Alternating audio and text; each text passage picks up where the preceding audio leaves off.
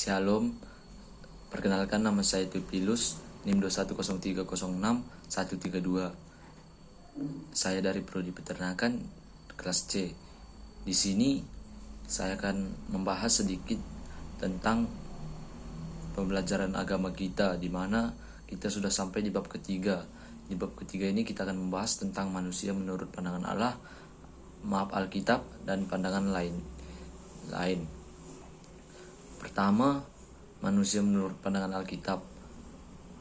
Poin pertama, kesaksian iman. Kesaksian iman bukan laporan ilmiah berdasarkan ilmu pengetahuan modern saat ini seperti fisika, kimia, matematika, dan lain-lain.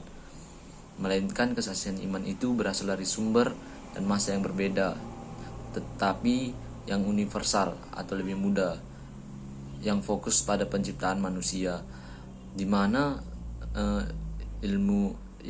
kesaksian iman ini ialah cerita tentang pembentukan manusia yang dibuat oleh Tuhan kita, yang dimana manusia diciptakan melalui debu dan tanah.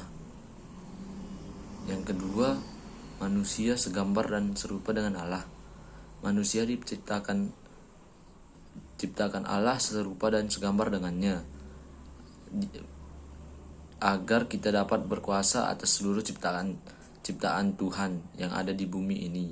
Tuhan menciptakan kita serupa dan segambar dengannya. Dia menciptakan kita dengan tangannya sendiri. Itu dilakukan Tuhan karena Tuhan menganggap kita sebagai makhluk ciptaannya yang paling istimewa, di mana kita diciptakan setelah seluruh isi bumi telah ada dan kita tinggal menikmatinya saja. Dan yang ketiga, manusia sebagai makhluk sosial. Setiap manusia diciptakan atau lahir diberi kesetaraan yang sama, hanya saja dibedakan oleh gender atau pria atau wanita. Di masa seperti sekarang ini tidak lagi perbedaan gender, semuanya sama. Kalau dulu ada anak perempuan yang tidak diperbolehkan sekolah, sekarang sudah diperbolehkan. Kalau dulu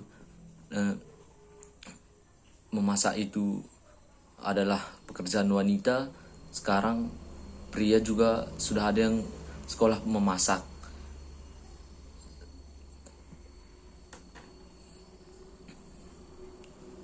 Gambaran status dan peran sosial laki-laki dan perempuan dalam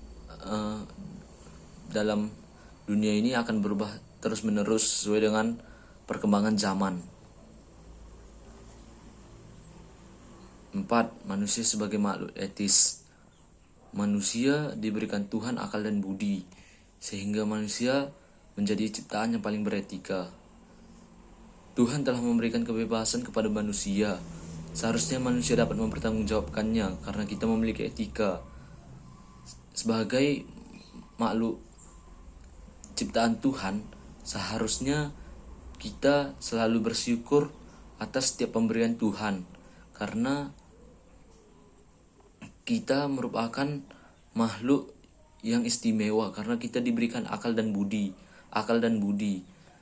sehingga kita dapat berpikir lebih jernih lagi akan setiap keadaan yang ada dalam hidup kita.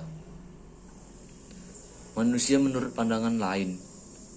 Menurut manusia sendiri, manusia itu tercipta karena proses evolusi yang berasal dari kera. Ini dikatakan oleh Charles Darwin. Pendapat ini sudah banyak disetujui oleh orang-orang yang tidak percaya akan adanya Tuhan, sehingga banyak manusia yang tidak memiliki agama dan tidak memiliki kepercayaan, yang disebut sebagai ateis.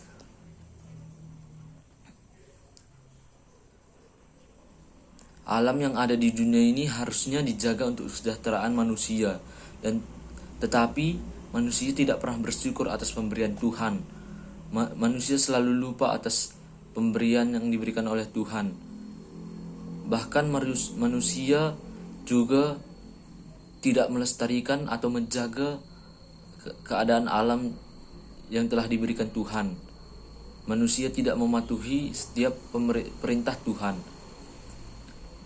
Manusia merupakan makhluk yang paling egois karena hanya mementingkan dirinya sendiri. Menurut saya ini terjadi karena tidak adanya kasih Tuhan di dalamnya, sehingga manusia bisa menjadi makhluk yang paling egois. Sekian penjelasan dari saya. Terima kasih.